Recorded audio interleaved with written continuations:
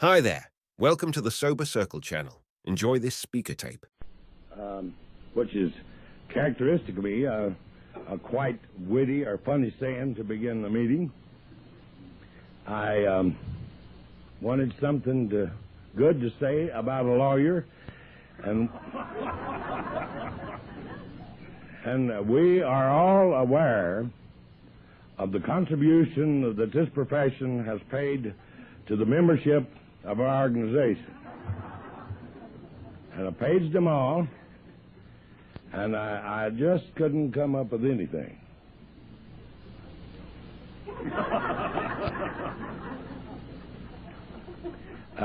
You see me after intermission, and well, they will bring it in at the end of the talk, Tom. It is good to see so many people here.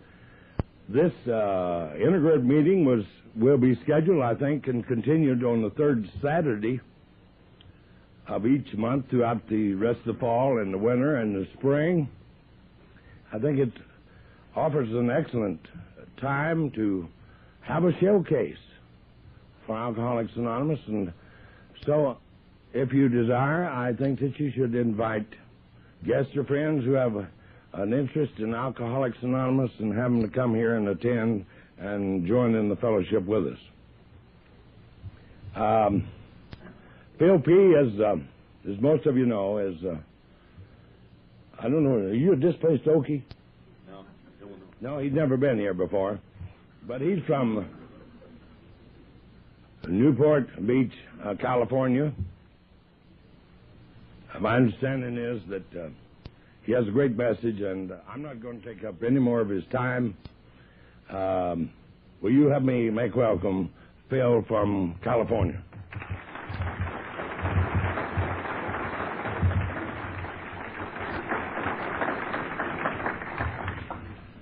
I certainly want to thank Jack for that introduction. I think. My name is Phil Petty, and I'm an alcoholic, and it's nice to be here. I'm very sorry to see all these VIPs present this evening, because with this kind of horsepower in the room, you're entitled to a much better talk than the one you're going to get. But we'll get by somehow. In any event, it's always a pleasure to be in an AA meeting, and particularly one here. And Jack is very nearly right. I used to be a lawyer until I lost the right to practice law at the beginning of this year. My story is remarkable only in one sense, in that I am kind of a garden variety drunk and nothing very unusual has happened to me. I came to Alcoholics Anonymous in 1962, and at that time, for the first year I was around the program, I worked as a department store clerk because that was all I could handle, and it was one of the best things that ever happened to me. And at that time in California, they were hiring anybody in the aerospace industry who was 98.6, and so I moved on into that business, and I got on fairly well because I had already been in the military, so I knew how to look busy without actually doing anything. And when I was about 3, maybe 4 years sober, I began to go through a period, I don't know whether you have experienced this or not, but I did, where I really didn't know what I wanted to do with my life. And so I talked to my sponsor and my friends, and a lot of them offered me advice, and some of them said, well, go on back to school, and others said, well, maybe you ought to stay active in the program now and go back later, but I decided to go back to school. And I went to law school, and I had never gone to school one day at a time before. I was always worried about next semester or next year, and it's amazing what happens to you when you just put your head down and put one foot in front of the other. Much to the shock of my sponsor and my friends, I graduated, and I took the bar exam, and much to the surprise of the entire AA community in California, I passed. And for the next 5.5 years, I had a rather healthy practice in Orange County, California. That's in the greater Los Angeles area, mostly in criminal trial work. And then some events began happening last fall, which later resulted in my leaving the profession. The first of which was that one of my partners came in and announced that because of his blood pressure and his diabetic problem, he was going to have to withdraw.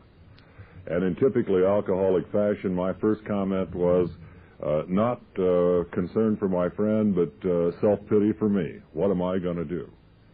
and the accountants told us we had to dissolve the partnership, and we did that on December 1st. And here in October, when I first heard the news, I was feeling terrible about it, and I was just scheduled to go on vacation, and we went anyway. And on the day I came back from vacation in November, I walked into my office, and on top of a stack of mail was a notice that the local municipal court was going to be having an opening at the beginning of the year for a trial commissioner and judge pro tem. And I thought about that, and the judicial side of our business has always been attractive to me, and I had never had an opportunity to get involved in it prior to this, so I thought, well, I'll send in a resume. And I did. And I found out later that something like 103 other people also did. And there was a committee of judges to do the screening initially, and they did. And about a month later, I got a letter back from the court advising me that they wanted me to come in for an interview. I was a little bit concerned about you at that time, because when you drink like I drank, you lose jobs because of it. And so when you fill out a resume, you've got to tell them all of those nasty things, and I did. And then I told them a little bit about being a member of this organization and some of the things that had been happening to me. And we had the interview, and it went very well. There were 9 judges there, and they didn't say a single word about you. And I knew why. They had already picked somebody else, I was sure, and they were just being kind. They didn't want to embarrass me by mentioning alcoholism or AA. Well, I later found out that they had the interview list down to about 20 people by the time they called us in, and I got a call about a week later inviting me back. And this time I later found out they were down to 2. And this time they talked about very little other than Alcoholics Anonymous and alcoholism. And I was advised later that day that I was to be appointed effective the first of the year. And I later found out that the majority of the judges felt that a knowledge of alcoholism was a significant advantage in anybody in this line of work, because such a high percentage of our cases involve alcoholism and drug-related offenses. And so as of the first of this year, I lost the right to practice law when I became a commissioner and judge pro tem in the West Orange County Municipal Court. Now, when they have a ceremony like that in California, they go through a big to-do where the judges all have a formal enrobing, and you are invited to have your friends there. And so I invited my buddies from Alcoholics Anonymous to come. And the judges are all up in front, and they go through the procedures, and they end up putting the black robe on you for the first time.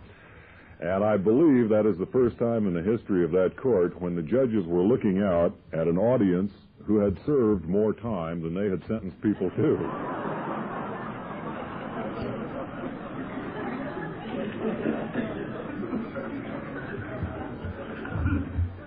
Well, sure enough, they put me on the modification calendar first off. And in the first week I was there, I was the fellow that you had to come to if you wanted to get more time to pay a fine or you wanted to change some term of a sentence. And in walks a nice lady, and she wanted to get out of going to 20 Alcoholics Anonymous meetings. She felt that violated the Eighth Amendment right against cruel and unusual punishment. She had also been sentenced to jail and to a heavy fine because this was her 5th drunk driving, and she didn't mind that. But she didn't like the AA meetings at all. And I said, well, have you been to any yet? She said, oh, yes, I went to one. They were all drunk. Well, I said, where was it? And she couldn't remember. And I said, what night of the week was it? And she couldn't remember. And by this time we knew who was drunk at the AA meeting. I gave her some more time to complete the meetings, but I told her she was going to have to do it. And then she said, well, there aren't any meetings near my home. And I said, where do you live? And she told me. And just off the top of my head, I quoted her Monday through Friday meetings within about a 5-minute distance of her house. And then I gave her the number of the central office for weekends. By this time, she realized she is losing badly. She later went over to my bailiff and asked if judges had to memorize the locations of AA meetings to get their job.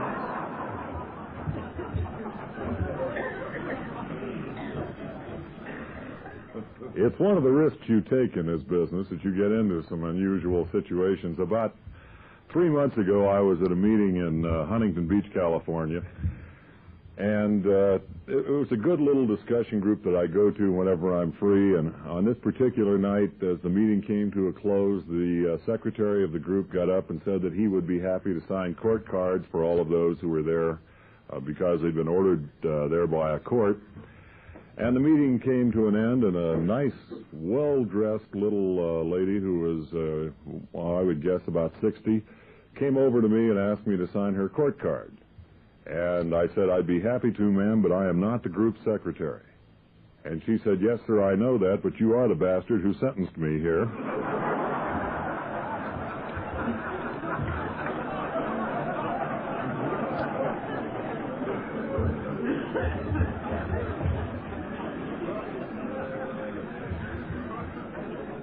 And she said, I want you to remember when I come back to your courtroom. And I did, and when she came back, she brought us twice the number of meetings that we had sentenced her to, and I've seen her weekly ever since. We've got her. She's a good one. She's out hustling everybody with a drinking problem in our area, and that makes me feel good. I couldn't help but think, Jack was suggesting that this sort of meeting is the kind of place you might want to bring a non-alcoholic friend to. Have you ever brought a non-alcoholic to an AA meeting? I mean, it is a marvelous experience if you haven't done it. Pick somebody that you know, like your boss or one of your employees or your clergyman or your doctor, somebody who has seen Alcoholics Anonymous work in your life and who feels good about it. And you ask them about a month ahead of time, and they will be delighted to go. And you go pick them up on the night of the meeting, and you notice there has been a slight change in attitude. It is as if they had suddenly discovered that the disease is contagious after all. But they'll come. You know, they won't be gutsy enough to think of a good excuse. They'll come. They will slink into the back of the room, terrified that they may see somebody they know. And the lights go down and the meeting starts, and you look at them, and they are as tight as a drum. And about halfway through the meeting, with you and I carrying on, as we always do in these places, you look over, and they're laughing like mad. And by the time the meeting is over, they are euphoric at what they have seen here. And on the way home, they always say exactly the same thing. Aren't they a happy, well-adjusted group of people? We know better. It is not that you and I are all that well-adjusted individually at all, I think. What they really see is the fact that our neuroses complement each other. It is as if to say the rocks in your head fit the holes in mine. But you know, in a very real sense, they do see something that's fundamental that I tend to forget. In the 14 and a half years that I've been a sober member of AA, I tend to make things more difficult than they really have to be. And I do tend to forget that you and I are more capable of enjoying happiness when it comes and taking it for what it is than most of my non-alcoholic friends are. That we are better able to cope out there, you and I, with the cement of the AA program binding us together than either of us would have been alone, or that I ever would have been had I not had you. And so I guess it is nice to have an unusual perspective on the program. It helps considerably. You know, I have a part-time job in the summertime. If I were not here tonight, I would be doing it. I'm one of the public address announcers for the California Angels, and I also fill in for the Los Angeles Dodgers in the summer. And it's fun. I had spent 10 years in radio and television before I went to California and went to law school. And I've had this little job for 12 years now, and it's been enjoyable. And I think it illustrates my feelings toward AA. Now, I don't know about you, but when I came to Alcoholics Anonymous, I was scared to death that somebody was going to break my anonymity. Did you have that feeling? Now, you know, if there's anybody here tonight for their first meeting, they have already experienced some of the same feelings that I had, because the people around them don't look like alcoholics. you know? And the people back there serving the coffee don't look like alcoholics. And if they have any sense of discretion and good taste, they have already concluded that I don't look like an alcoholic. And then, of course, there's Jack, our leader. What the hell, 3 out of 4 isn't bad.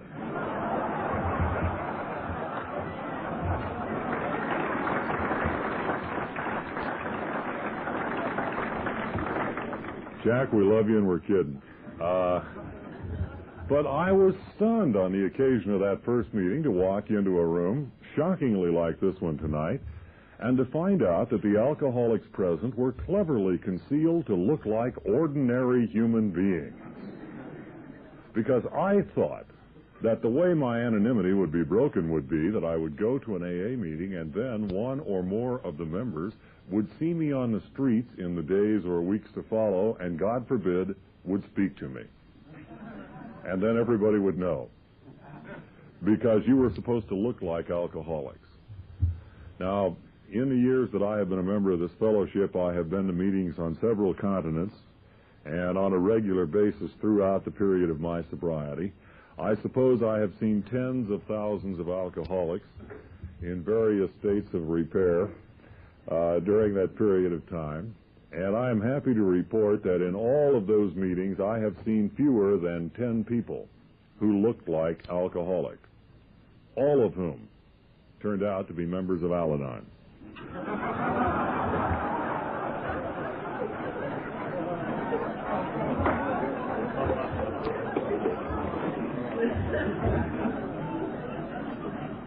I should say prospective members of Al-Anon. Did you ever make book on a new couple walking in for the first time? Which one is the drunk? I'm never right, for a good reason. I keep forgetting, you know. If you drank like I did, I was anesthetized for most of the time. To this day, I don't remember most of my story, and it's probably just as well. But the poor non-alcoholic spouse has had to live through every rotten minute of it. You know, they are bound to accumulate a little mileage along the way. But luckily, when they do get into Al-Anon, they get young looking quicker than we do, and it evens out. But in the interest also of AA Al-Anon harmony, I would add one other thing. To those of you Al-Anon ladies and gentlemen here this evening, your drinking habits are every bit as peculiar to me as mine ever were to you.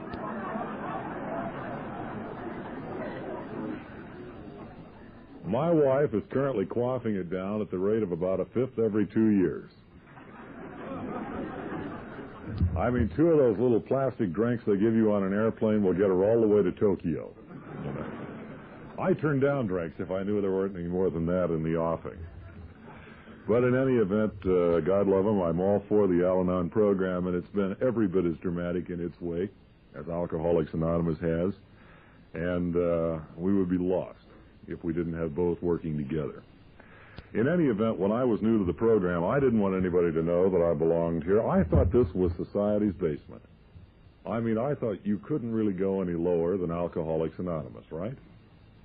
I mean, if you're my kind of phony, in addition to being a drunk, and you develop a drinking problem, you do not come to Alcoholics Anonymous. You go to one of those socially acceptable forms of recovery, like a psychiatrist at a posh address, and you lie to him. And he doesn't help you. And you don't pay him. And then if you're like me, you go to one of those nice places that the book refers to as health farms and sanitariums. Now, I had a lovely one working. It was in Northern California. And they had a nice program. They filled you up with B1 and B12 and chloral hydrate. And as soon as you were able to stand up, they began their program of intensive therapy, which was croquet. We played mornings and nights, you know, every day. And by this time, I knew that there was something radically wrong in my life. So when the psychiatrist said, play croquet, I really played, you know. To this day, I may look fat and otherwise undistinguished to you, but I'm probably one of the 3 or 4 best croquet players on the West Coast. I've got a buddy in Orange County, near where I live, who is a PhD in chemistry. He is a remarkably bright guy, And he went through the health farm and sanitarium routine also. He's been sober as an AA member now for over 10 years, but before he got to us, he went through the health farms, and his particular one didn't have croquet, they had leather work. They put boondoggle around wallets, and they stamped out belts, and they made moccasins and that kind of thing. And as I say, he's been a member of our fellowship and a very active one for over 10 years, but he still makes a couple of wallets a year just to keep his hand in. You know, looking back on that early meeting, I had every reason in the world to identify. The guy who spoke at that meeting talked about things that you just don't learn about about alcoholism from books. You had to have been there. Like he talked about the longest 5 minutes of your life, from 5:55 until 6 a.m., when the liquor store opens. And I have had years in Alcoholics Anonymous that seemingly have gone faster than that 5-minute period used to go for me. I had a friend in my neighborhood in Newport Beach who, before he came to us, was down at a liquor store on Coast Highway there one morning. He got there early. He was there about 10 till 6, and he was first in line. And on this particular occasion, he could see the clerk back in the back stocking the shelves. And 6 o'clock came and went, and the clerk did not come up and unlock the door. And about 5 after 6, the clerk casually looks up and sees that he's late, very slowly saunters up to the front, very slowly unlocks and opens the door, at which point my friend hit him right in the mouth.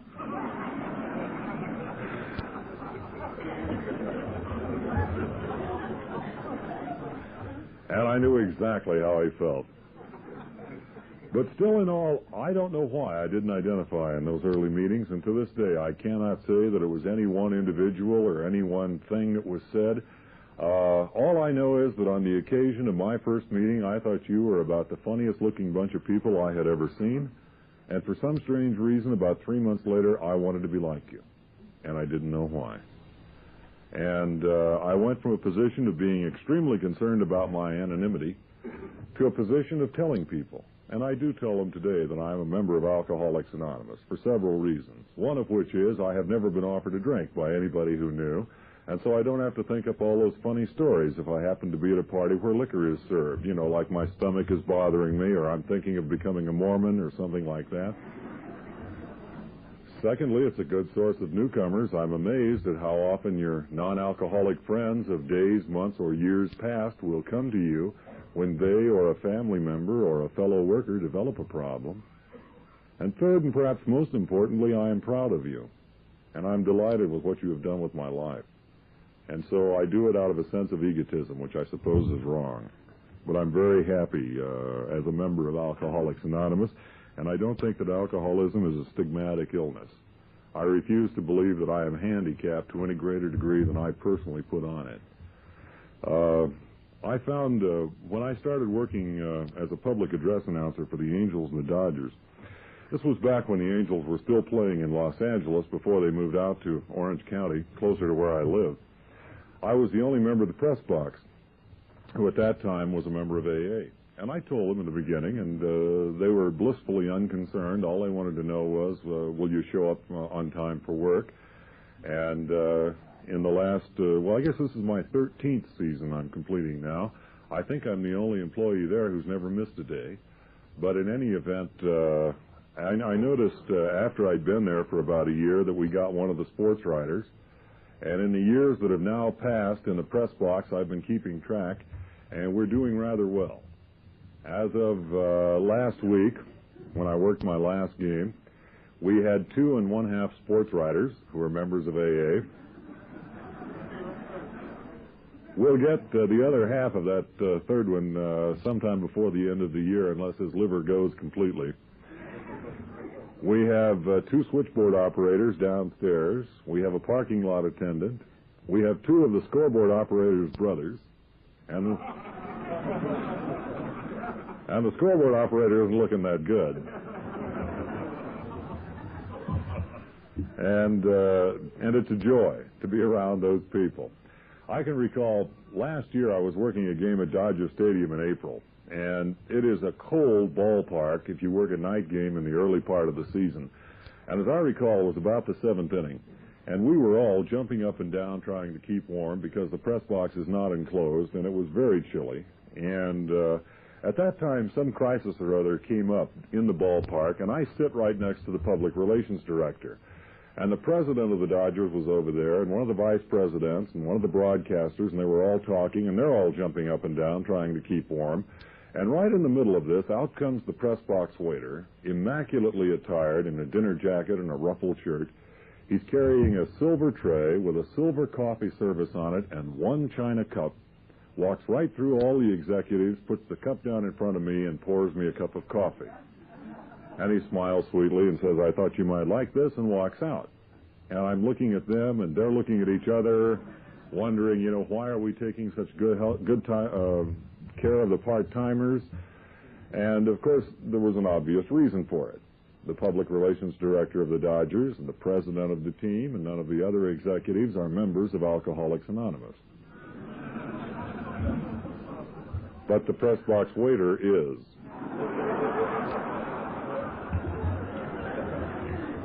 He's been sober 20 years, and he is a delight. He's retired now, and he just comes in from the Palm Springs area to work the baseball season. And when business is slow, we sit and have dinner together before the games and talk about the speakers we've heard and the meetings we've been to, and I wouldn't trade that guy for all of the corporation presidents and brain surgeons I used to drink with. I drank in the same sleazy bars you did, but I never drank with ordinary people. I couldn't find any. If I walked into a bar that did not have an appellate court justice for the evening, I would become one to help them out. I used to work for the CBS station in New Orleans, and there was a little bar in the quarter where the tourists never got to, and I used to drink there a lot because they had my entire philosophy of life in 4 words right up behind the bar. A little slogan just said, "Get drunk, be somebody." And that was me. I didn't care who it was, There was a Christmas time push for the sale of a particular bourbon out in California a couple years ago that had a little slogan with it that I thought was particularly appropriate. I suspect it might have been written by a member of Alcoholics Anonymous, but they had these huge billboards all over the area. It was the best way to stay sober in the world. You just looked up there and it said "Old Antique" in this big bottle. And down below it said, "One taste and you're ours for life." It would have described me beautifully. One of the things I think that's important to me as a member of Alcoholics Anonymous, as I look around, one of the real advantages I think of being sober for a period of time is that you tend to upgrade the quality of your worries about AA and about life in general. I worry a lot less about the deep philosophical questions that used to be terribly important to me when I had 90 days, like what is the nature of serenity? Or have I really hit bottom? If you be new or relatively new and are worrying about all of the philosophical abstracts of the program, let me suggest that you just continue to stay sober one day at a time, whether the answers come or not, and you will be able in time to determine, if not whether the answers have come, at least whether they are any longer important. And that's a good thing to know. For example, when I was new, I was absolutely convinced. Do you remember how you felt when you were about 6 months sober? I was sure that Alcoholics Anonymous was on the verge of flying apart in disunity. I was confident of it. And I don't think alcoholics are alone in that sense.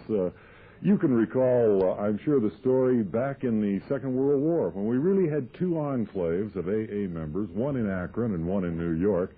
The Psychiatric Association of the City of New York conducted a survey of the AA members at that time, and they published their findings in the Journal of the Psychiatric Association of the City of New York. And the findings were that Alcoholics Anonymous could not exist over the long haul because the alcoholic is so vicious in his personal habits that he would literally chew up everybody around him. That you and I couldn't possibly exist as a fellowship. The Psychiatric Association of the City of New York disbanded in 1946. And we're still here. But I am convinced that Alcoholics Anonymous is impervious to harm from the outside. We have built up such a backlog of goodwill and good feeling among the non-alcoholic community that the so-called critics of Alcoholics Anonymous, I think, are more derisively treated by non-alcoholics than they need be by us. But I am equally convinced the longer I am here that if Alcoholics Anonymous is to suffer harm, it will come from within. If we become apathetic in our responsibilities toward the fellowship as a whole, if we don't take part in activities like those that have prompted so many of you here tonight to come into town and to be available for tomorrow's meeting, the general service aspect of Alcoholics Anonymous is the best way I know, indeed the only way I know, of perpetuating this thing for those who will come after us. And therefore I feel it is of particular significance that we stay as active as we can, not only in our individual capacities in recovering from alcoholism, but in extending ourselves to help the AA fellowship. One of the reasons I feel very good about Alcoholics Anonymous as a whole, when you look at us as a complete worldwide structure, is that we are entirely too big to be successfully managed. Did you ever try to explain the structure of AA to a good corporate systems and procedures analyst? I mean, how it works from you and I as individuals right up through the local offices to the general service concept and the international trustees in New York. He will tell you right off that it's totally unworkable. We have absolutely no clear-cut lines of authority and responsibility. We have no disciplinary powers at all. We can't kick anybody out, much less do anything worse to them. And yet, for the last 41 years, we have been operating at this same old street corner with an absolutely remarkable degree of efficiency. And I think the reason for it is that God, in His infinite wisdom, has made Alcoholics Anonymous too big for its membership to successfully run. We just do what we can, and God makes up the difference. It's like when I was about 5 years on the program, I was in the aerospace industry at that time. Would anybody be bothered if I took my coat off? That's all right, I'll just stick it over here, Jeff. Watch your wallet. Thank you. When I was about 5 years in the program and I was working in the space industry, mic's not working? Is that better? All right. A friend of mine used to come into my office all the time, and he would bring in the Los Angeles Times, and about every 10 days the newspapers come out with a new miracle cure for alcoholism. And he'd bring in one, and he'd say, well, what's AA going to do about this? And I'd read it, and I'd say, well, I'll check with New York and let you know. And about 2 weeks later, he'd come in with the next one. And he'd say, well, I guess this means AA's on the road out. And I said, well, I can find out from General Service and get back to you. About the third time, he came in with one of these miracles, and I told him I'd have to refer it out for an opinion. He looked at me for a long moment, and he said, you know, he says, I have come to the conclusion that you don't have any horsepower at all in that organization, do you? And I thought about it for a while, and I said, no, and it's a good thing. Because anything I can run, I can ruin. And Alcoholics Anonymous is too big to not survive the best efforts of its members. So I think we're going to be here for a long time to come. I sincerely hope so. Can you hear me all right in the back? Good. I wouldn't want you to miss a word of this. It's not much, but it's the best I can do under the circumstances. Another thing, you know, that comes with the advantage of having been sober a few years is that you no longer worry about some of the philosophical underpinnings of Alcoholics Anonymous. I am infinitely less concerned today with why the program works and exactly how it applies to my character defects than I was when I was new, because I have the advantage of seeing that it has been working for the last 14 and a half years. And so I'm delighted with the results, and I no longer worry about how they arrive at it. And oftentimes I think if you be new or relatively new, you have to take it on faith to some degree. And keep in mind that it's the end result that counts. It's a little like that old story I've told so often, but I think illustrates the point, of the two professional golfers standing in line, waiting to register for one of the PGA tournaments. And one of them turns to the other and he says, "Who are you going to be bunking with in this town?" And the guy said, "Well," he says, "Jones has agreed to be my roommate." And he said, "Well, you better get it switched as quick as you can." And the guy said, "Well, it's too late." He says, "I've already promised Jones that I'd stay with him." Well, he says, "Jones snores all night. When he's not snoring, he'll be talking in his sleep." He said, "You won't get any sleep yourself. You won't play very good on the links." He said, it'll be a terrible tournament for you." The guy said, "Well, it's too late." The next day, out comes Jones' roommate. He's obviously well-rested. He plays the best 18 holes of his entire professional career. And at the conclusion of the day, the guy who had warned him runs over and says, "Hey, you got your roommate changed." And he says, "No, I spent the night with Jones." He said, "Did you sleep?" He said, "I slept beautifully." He said, "How did you do it?" He said, "Well, when it came time to go to bed, I just went over and kissed him goodnight, and Jones stayed up all night watching me."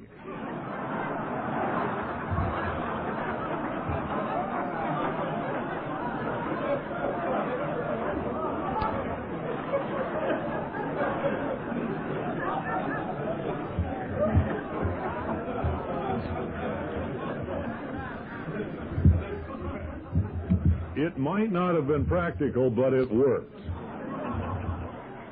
So also, while I cannot explain to you why our fellowship works, the very presence of you and I and so many other hundreds of thousands of members illustrates beyond any doubt in the world that it in fact does. And I am delighted by it. Now, I don't know about you, but I think all during my drinking career I was looking for the membership of Alcoholics Anonymous. These were the kind of people that I was looking for in those bars and never found until I came here. I was thinking tonight. Max and I sat down to dinner, and then I met Jack, and I met Russell, and I met some of the other guys. And these are the very people that I was looking for, that I was most pleased to be able to spend some time with. And I didn't know that until I came here. I have always been instinctively, I think, comfortable around people who are very serious about Alcoholics Anonymous, but not very serious about themselves. My sponsor is a good example of that. He has given me a great deal of love and understanding, and absolutely no sympathy. And I think if he had been very pitying toward me when I came to AA, I might have died before I got here. But thank God he saw that I was one of his kind. To this day, on my AA birthday, I get a nice get-well card from him. He handles my feelings with great care. When I was about 3 months sober, he invited me out to a meeting he was speaking at. Huge meeting, 300-400 people. And he said, "You can talk for the first 15 minutes. And I hadn't spoken at an AA meeting for more than 5 minutes at that time. And so I didn't know much about pacing myself. And by the time I told those people all of the important places I had been and all of the people I knew, it was time for me to sit down. And so the leader was introducing my sponsor, and I leaned over to him and I said, "John, I'm sorry, but I didn't have a chance to tell them what I'm like now." And he smiled sweetly and said, "They know."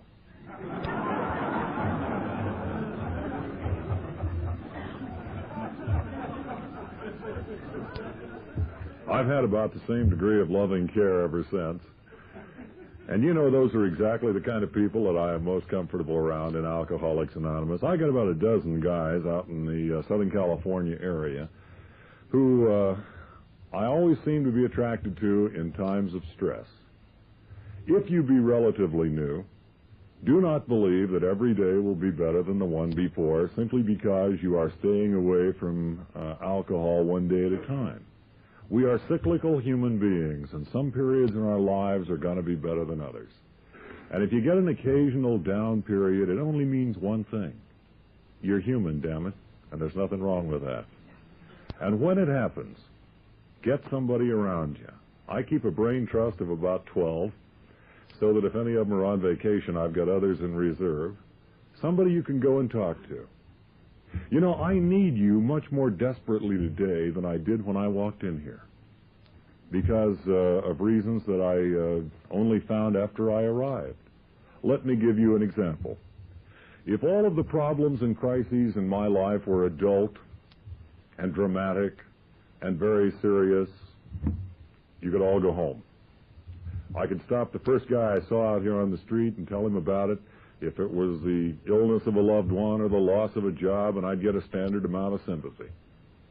The reason I need you so badly is that my problems are almost never adult. They are childish as hell. They're almost never dramatic, except as I make them. And they're the kind of problem that I wouldn't dare tell a non-alcoholic for fear that he'd have me locked up somewhere. I still have those days when I can get just absolutely enraged over the fact that there was not enough sugar on the strawberries. And when that starts to happen, I do the same thing I always do. I start to pep talk myself silently. I start saying, here you are. You're 43 years old. You've been a member of this fellowship for 14 and a half years. No adult in his right mind ought to be angry over something as childish as this. And all of the time I'm saying that, I'm getting madder and madder. Now, the only way I have ever found of getting rid of that kind of resentment is I go over to one of those small discussion groups where I sobered up and I find one or more of these guys that I've come to know, and I tell them about it. I have a standard alcoholic's ability to tell a sad story, no better, no worse than you. When I really get going, I could bring tears to the eyes of a statue. And I will get into that story by about 15 minutes, and I'll get right to that point where a non-alcoholic ought to be bursting into tears, right? And what will this drunk do? He'll start to giggle. Or worse yet, he'll smile and I will start to giggle. If there is one universal solvent I have found for resentment and anger, it's laughter on the part of the guy who's got it. You know, I'm not one of those people who will spend great periods of his life without resentment and anger. I get them almost every day. But I am deeply grateful to God that I haven't had a resentment or any anger that has lasted as late as bedtime for a number of years now. I'm able, with the tools you have given me, to get it out and get rid of it before the real damage can be done. And for that, I am extremely grateful. And you know, for nuts like me, the ability to get rid of anger and resentment quickly is almost as good as the ability to avoid it. Because the real damage is done in the fermenting process, in keeping that one resentment that's just too sweet to share and letting it settle in. And I'm deeply grateful that for a lot of years, your behavior has not caused me to lose any sleep or hasn't upset my stomach, and it's good for me to remember that and to keep it in mind. And that's another reason that I go to a lot of meetings, in order to stay around you so I can laugh at the resentments when they come by. I also like to go to meetings because I like to be around my own kind of people. I am aware that you could take motion pictures of any 24-hour period of my life, up to and including the most recent, and if you edit it with some care, you could probably get me committed somewhere. Because I think all of us are a little bit ridiculous from time to time. And I have always been more comfortable around people who were slightly off-center but know it, rather than those who think there is nothing wrong with me, you know, and who really account for most of the problems in the world. And that's another reason that I so enjoy being in your company. You know, if there's anybody here who has not yet taken his vacation for the year and who is planning to leave the Oklahoma City area, I would hope that when you leave the area, particularly if you are new or relatively new and you haven't done this before, by all means go to meetings in the new area where you happen to be vacationing. They will treat you like visiting royalty. It's particularly nice in Southern California if you just wander into a meeting in some other area of the world, because people will automatically make two mistakes about you. They will first assume that you are in the motion picture industry. I never tell them, let them think what they will. And secondly, they will probably assume that you are sponsored by Clancy or Chuck Chamberlain. But in any event, they will treat you, just magnificently. And some of the meeting formats are different. Now, in Southern California, we begin by reading the preamble, and then we go to Chapter 5, and then the traditions, and then we have the speakers. I went to a meeting in Illinois, in the small town where I was born and raised, and I'll never forget it. The guy got up to lead the meeting, and he said, "My name is Pinky, and I'm an alcoholic." And I said, "Hi, Pinky," and I'm the only one who did. And they don't read the preamble, or Chapter 5, or the traditions. And I was about 3 years sober when I went there, and I was about to straighten these guys out until it occurred to me that Pinky had 17 years, and the secretary had 14, and a bunch of them had over 10, and it appeared to me that with all of the mistakes they were making in that meeting, they were gelling the essence of this program out of the book very nicely, thank you, and I just better leave them alone. Now, to give you some idea as to differences in program styles, my wife and I were in Europe 2 years ago, and we went to English language meetings in Paris and Rome, where they do read the preamble and Chapter 5 and the traditions, and they conduct the meetings just exactly as we do in Southern California, which was very surprising to me in Paris, because there were almost no Americans in the meeting. But it was not at all surprising in Rome, because the secretary sobered up in Santa Monica originally. But it's a great thing to go to meetings in other areas. And I don't think I will ever forget the night after having gone to the meeting in Paris. My wife was downstairs at the meeting for Al-Anons in the basement. This was in the Church of the Americans on the Quai d'Orsay. And I was sitting in a nice, comfortable, easy chair looking out at the boats on the river. And sitting next to me was the secretary of the group, a lovely lady named Frances Flaherty, who was Irish and 61 years old and 20 years sober at that time. And I was having a Cuban cigar that she had just given me, which was delicious, and she was having one too. And we were laughing and kidding each other. And she was asking me, she was from Belfast, and she was a widow. She wanted to go to New York and see the New York office and the Grapevine and the whole bit, but she was a little worried because of all the stories she'd read about muggings and violence in the street, and she wanted to know if I thought she'd be safe going alone. And all I could tell her was, "Francis, compared to Belfast, it ought to be a breeze." And we talked about one thing and another. And suddenly, sitting right there, I knew that here I was, 8,000 miles from home, and I felt more comfortable with this lovely lady and the people in that meeting, whom I had never seen before and very likely would never see again, than I would have felt if I had gone back to Illinois and spent the time with the people who have known me for the longest chronological period of my life. Because I belong to you, and you belong to me.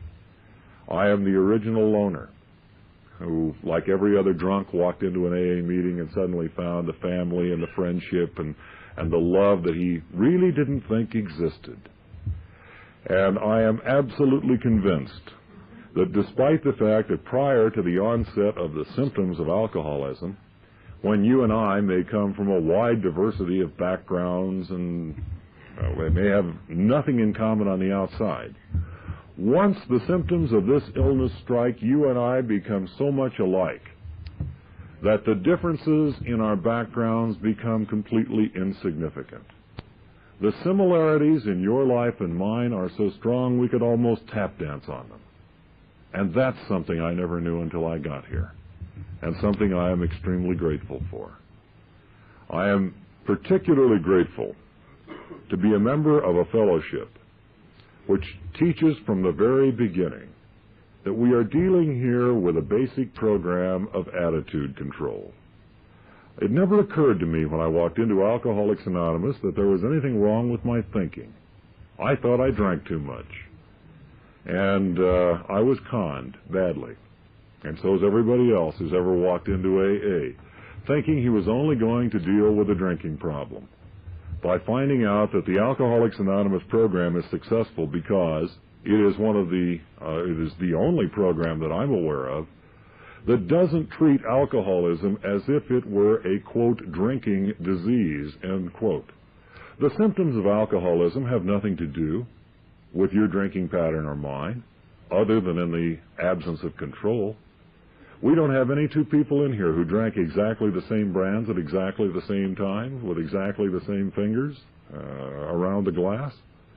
The symptoms of alcoholism are in the feelings that we experience. Did you ever have to explain to another drunk what it's like to be alone, totally and completely alone? You could be in the Coliseum with 100,000 people, all of whom have known you from birth, and you still wouldn't belong. Every drunk I've ever met knows that feeling. Did you ever have to explain to another drunk what it's like to have complete and total despair? The absolute absence of hope. A guy in a state prison in California said it better than anybody I've ever heard when he described the feeling as something you would have to cheer up from in order to commit suicide. I've never had to explain that to another drunk. We have all been there. If there be a third factor that made you and I identical in our drinking careers, it is the instinctive ability of the alcoholic to recognize the quality of laughter and to determine whether it is helpful or vindictive. Once you have been laughed at, you will never forget it. And you will know instinctively. One of the things I liked about you in that first meeting was your laughter. It was supportive. It was not derisive. You weren't putting anybody down. And that was something. And it amazed me as I came to stay with you to find that first I identified with the symptoms of your illness. And then I identified with one or two guys who had recovered. And then with a group. And then with the program as a whole. And suddenly, after having been here for a while, I realized I was a human being all this time and just didn't know it. And we can identify with everybody. That we have basic human problems and needs and desires, and there's nothing wrong with that. And it's an amazing thing. Once you realize this, suddenly you don't worry anymore if you have that occasional bad day, because all it does mean is you're human. If you have a lot of them in succession, maybe you ought to re-examine your program. But to go through, one period of modest depression doesn't mean that the program is somehow deficient in your life. Or if you go through one of those periods of anxiety, it doesn't mean that the program isn't answering your needs. Indeed, the program may be answering your needs better during the bad periods than it ever will during the good. And it's important to realize that I guess all of us have those occasional days when all of our insecurities come back. I don't know about you, but I sure do. You walk into a meeting and you think, my golly, everybody in here is more honest than I am. Or everybody in the place has a better contact with God than I do. All you're really saying in so many words is, hey, you're human, damn it. And we all have those feelings once in a while, and maybe we'd all be better off if we talked about them. And the nice part about them is they don't stay. The only mistake anybody can make, I think, in Alcoholics Anonymous is to go through a period of either depression or anxiety and come to the conclusion that nobody ever felt as bad as I do. Because the simple truth is probably 50 people within a 30-minute ride have. And they stayed sober by being patient enough to wait for the answer. And the answer will come, and it will come within the AA program if you and I will just wait. And that's something I have to remember. I am absolutely convinced, in closing, that this program gives you and I certain fundamental things. And I am convinced they include these. You and I have the ability right now to go anywhere we want to go, to do anything we want to do, to become any kind of people we want to become. If we will fulfill the conditions of AA membership one day at a time and then make the sacrifices necessary to get what we want, God will give us as much as we are capable of handling. The only things that will be denied to us are those either that we shouldn't have or that we're not yet ready for. I am absolutely convinced that peace of mind comes not from the finding of God, but from the seeking of Him. You notice all the great religions do not require you to find the Godhead in order to enjoy the benefits. It says seek, look, go after. It is in the seeking that satisfaction is found. I am absolutely convinced that in Alcoholics Anonymous there is a source of power in here that is so immense that most people don't even see it unless they have the great good fortune to be either AAs or the close family of them. Consider for example, if you will, talk to the best psychiatrist you can find and ask him what kind of luck he's having in dealing with a compulsive behavior pattern. If he is really good, he may be sobering up 5% or helping them out or having them stop gamble or whatever. Look at Alcoholics Anonymous, where for 41 years we have been helping 75% of all the people who walk through that door. That's power. Any way you look at it, that is raw power. Now, if I understand this program, I am not entitled to use it only with respect to a drinking problem. I am required to practice it in all of my affairs. Therefore, the same sense of power, which has enabled me to live comfortably without alcohol for 14 and a half years, ought to be available to turn me into a better member of my family, a better member of my community, better at anything I want to do. And it is. And for these reasons, you and I do things that the rest of the world thinks is miraculous. And we do them very simply and directly by fulfilling the AA conditions a day at a time and then doing what is necessary to get the things we have always wanted, because God will give us as much as we can handle. And that's something I never knew until I came here. I am convinced that if Alcoholics Anonymous has shown the world one thing to the exclusion of all else, we have proven conclusively that the greatest medical discovery of the 20th century did not come from bread mold or out of a test tube or from somebody's laboratory. We have shown the world the true value of the healing power of love, and the fact that the love and the understanding that are turned out so freely in Alcoholics Anonymous are stronger than anything else we know. And so it's a joy for me to see somebody walk in here and think, as I thought, boy, we have really hit society's basement. There's no lower level you can hit than Alcoholics Anonymous. And to watch him over a period of weeks and months as he begins to learn something about his disease and himself, until he realizes that if the richest man in the world had alcoholism and used all of the power at his command to find the world's best and most successful and most effective way of dealing with it, that he too would be a member of Alcoholics Anonymous. It's a joy to watch the new guy walk in and suddenly enjoy the friendship, the company of people who have learned to live in the present. You know, we all live one day at a time, whether we'd like to or not, but only AA members, in my knowledge, are able to do that aware that they need not be shackled by the past or terrified of the future. That God doesn't have to give us one single additional thing in order for us to be happy right up until bedtime tonight. And that's a lot more than most people will ever have. The knowledge that we can be happy tonight if we choose to be. I suppose one of the reasons, and perhaps the strongest reason, that I continue to come to AA meetings is I have become addicted to the love and the understanding that I have found here. And it's something you cannot explain to the non-alcoholic on the outside.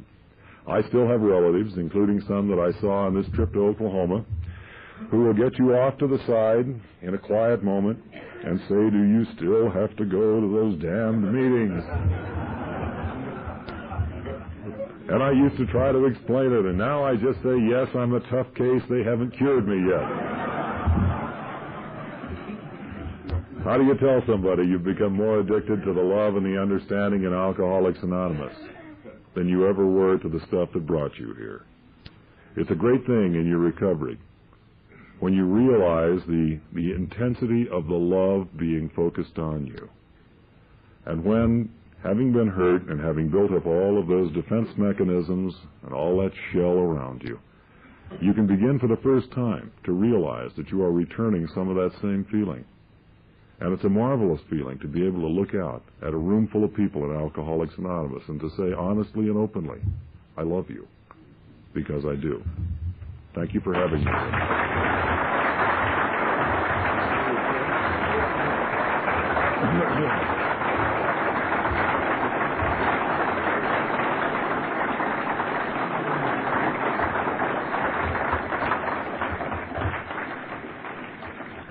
Thank you, Phil, for sharing your experience, strength, and hope with us. It was an excellent talk. We enjoyed having you with us so much.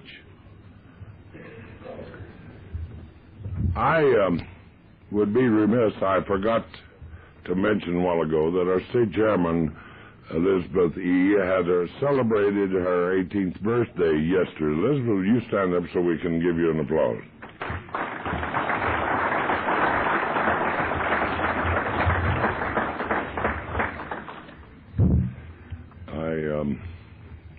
Are there any announcements from the intergroup chairman?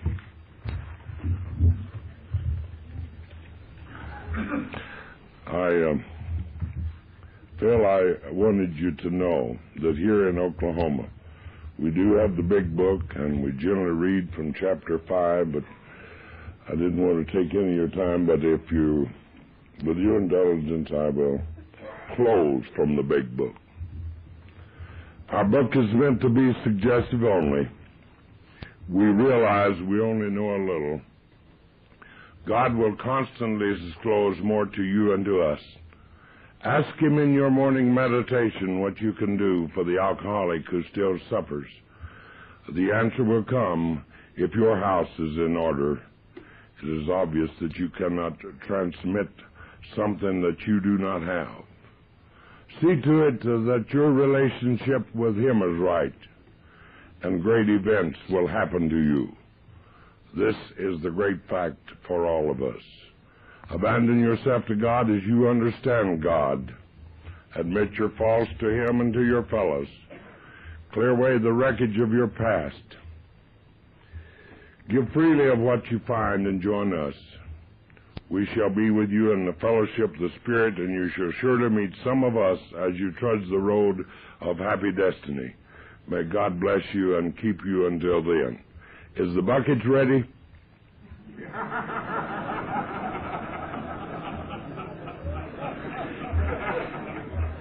This came to me in the form of a suggestion, as everything is suggested, that in a group might be just a little short on change. Inasmuch as the United States Treasury Department has not printed the $2 bill, they will accept 2 ones.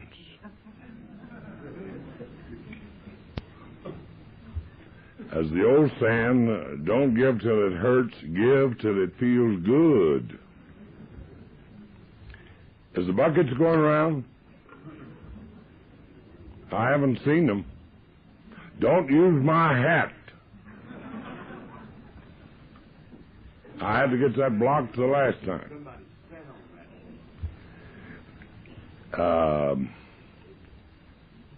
They probably did. I'm paranoid enough.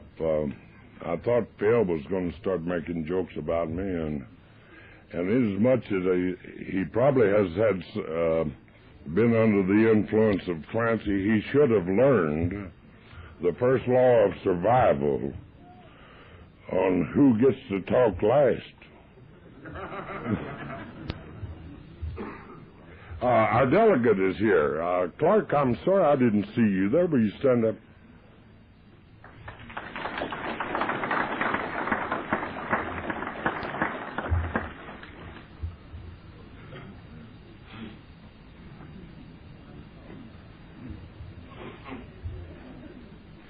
And while they're going, I'd like to, for my wife, Mary Ruth, would you stand up?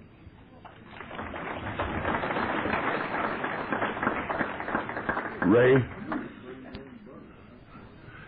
I thought we'd end this, and I no intend to make light of it, but since Phil brought up that our big book does say, we think that cheerfulness in life makes for usefulness, and we're sure that God wants us to be happy and joyous and free.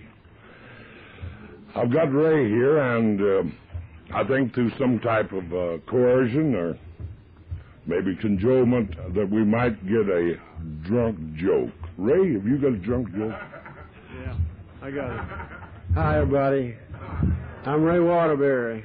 I'm an alcoholic.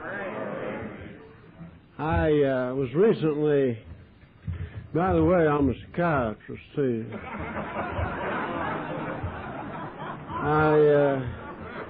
I can't play croquet, but I sure can lace up those billfolds and tie knots. I was recently out in Southern California, and I went to one of those meetings that you're talking about. And I had to get up. They make you get up and talk out there. They don't make a difference whether you're a visitor or what you are. They make you get up and talk. And I got up and introduced myself, and I said, of course, I told them I was from Norman, Oklahoma. Everybody knows where Norman, Oklahoma is. Because that's where that football team is. And I said I'm a queer Okie, though I still like girls better than I do football.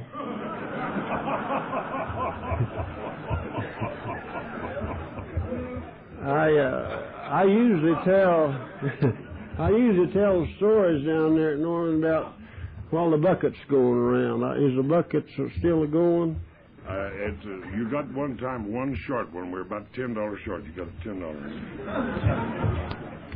Well, I got so many on my mind I can't think of which one to tell. Tell that about that guy sticking his knife in the back. Yeah, there was a couple of drunks in a bar, and one of them was just indignantly arguing about that, by golly, he'd gotten arrested the day before, and they charged him with being drunk and stabbing a man.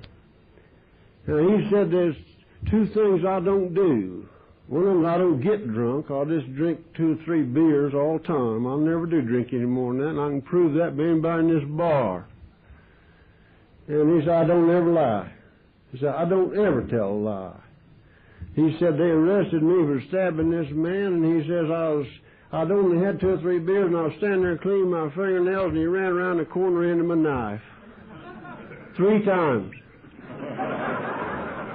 Backwards.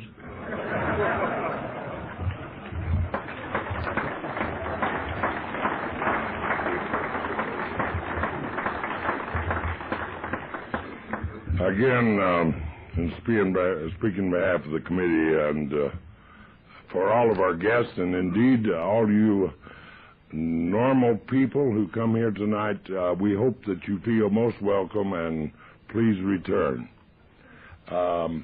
We thank you for making the long flight from California to be here with us tonight. And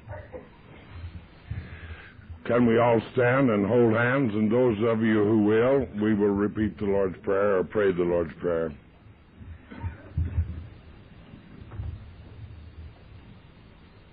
Our Father, who art in heaven, hallowed be thy name.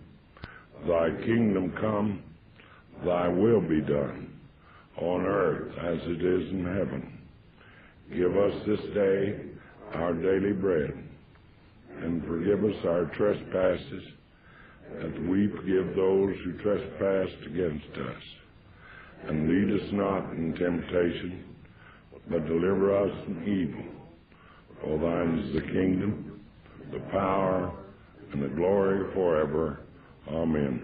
Keep coming back.